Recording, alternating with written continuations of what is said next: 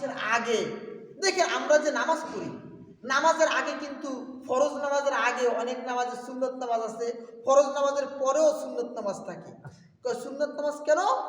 সুন্নত নামাজটা এই কারণে যে ফরজ নামাজটা যেন গুরুত্ব সহকারে সে আদায় করতে পারে, এই জন্য ফরজের আগে একটু সুন্নত দিয়া সে একটু রিহার্সাল করবে, সে একটু প্র্যাকটিস করবে। যে কোনো একটা বড় একটা ইভেন্টের একটা খেলা হইলে খেলার আগে একটা প্র্যাকটিস করে না, টেস্ট করে না। এটা হলো রমজানের আগের মাস, হ্যাঁ, এই শাবান মাস এটা প্র্যাকটিসের মাস। এখানে একটু প্র্যাকটিস করবে, এখানে একটু করে, হ্যাঁ, যার অনেকের অনেক সমস্যা থাকে, কেউ গ্যাস্ট্রিক থাকে, কারোর কোনো অসুবিধা থাকে, সে এই মাসে যদি রোজা রাখে খুঁটিনাটি যেই সব সমস্যা থাকবে এই সমস্যাগুলো তার দূর হয়ে যাবে। ঠিক না ঠিক?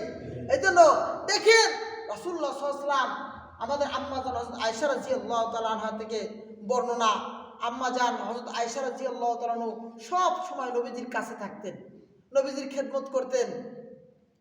নবীজির সহধর্মিণী আমাদের আম্মাজান আয়েশা রাদিয়াল্লাহু তাআলা আনহা বলতেছেন, আমি নবীজিকে দেখছি, নবীজি রমজান মাস তো আছে, রমজান মাসের পরে এত রোজা রাখতেন না শাবান মাসে যত রোজা রাখতেন। সুবহানাল্লাহ, এত রোজা আর কোন মাসে রাখতেন না। আমি নবীজিকে জিজ্ঞাসা করলাম, ইয়া রাসূলুল্লাহ, ইয়া হাবিবাল্লাহ, আপনি শাবান মাসে এত রোজা রাখেন কেন? নবীজি বলতেছে, দেখো এই মাসটা মানুষ উদাসীনতার ভিতর দিয়ে কাটায় দেয়। কারণ অনেকের কাছে জিজ্ঞাসা করলে বলবে নামাজ এই তো করবা না, সামনে রমজান মাস থেকে শুরু করে দেবো, কোরআন তেলাওয়াত, নামাজ, রোজা সব, হ্যাঁ, রমজানের আগের মাস মানুষ একটু উদাসীনতার মধ্য দিয়ে কাটায়। এজন্য আমি চাই এই মাসটা যেন উদাসীনতা না থেকে এই মাসে আরো বেশি আমল করা দরকার। কারণ দেখেন এটা সবসময় দেখেন একটা আছে যে একটা মানুষ, সে একজন হুজুর দেখলে, একজন মুরব্বী দেখলে তো সবাই সালাম দেয়, দেয় না? সালাম দেয়। কিন্তু একটা মানুষ তারে কেউ সালাম দেয় না, সে একটা গরিব মানুষ, যেমন ধরেন তাকে কেউ কি করে না, সালাম দেয় না, তারে কেউ সালাম দেয় না। ওই লোকটাকে যদি আপনি সালাম দেন, যারে কেউ সালাম দেয় না, ওই লোকটাকে যদি আপনি সালাম দেন, সালামের সওয়াব তো পাবেন, এক্সট্রা আল্লাহ পাক আপনাকে আরো সওয়াব দান করবে। ঠিক না বেটি? হ্যাঁ, এরা তো কেউ সালাম দেয় না। কয় দান, মানুষ কিন্তু দান করে না, গরিব দান করে, কিন্তু এমন লোক আছে তারে কেউ দান করে না।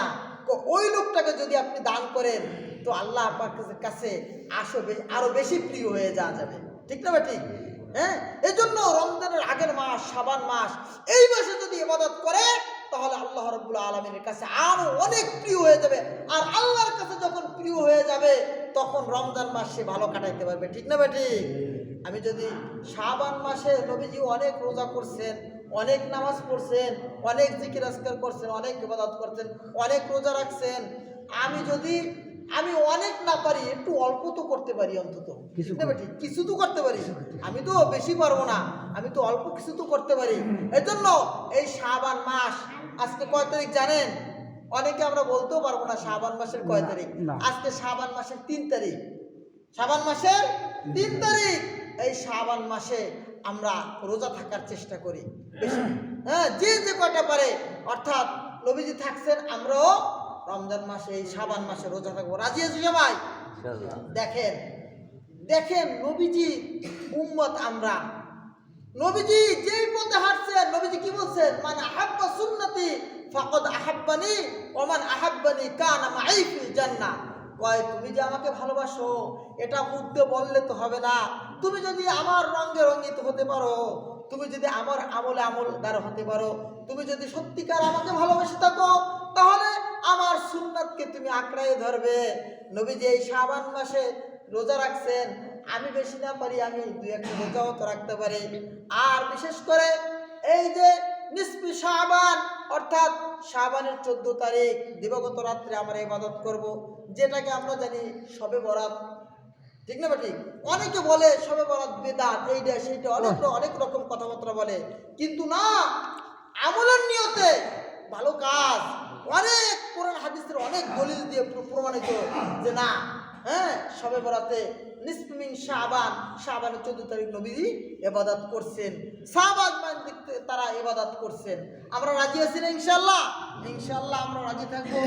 আর শুনেন, আমার আপনার এই শাবানের এই রাত্রে 14 তারিখ শবে বরাতের রাত্রে এরকম হাদিস শরীফে আসছে, যারা 1 বছর পর্যন্ত বনি আদম 1 বছর পর্যন্ত কে কি খাবে, কার মৃত্যুর লিস্ট কার কাছে চলে যাবে, এই 14 শাবান শবে বরাতের রাত্রে একটা লিস্ট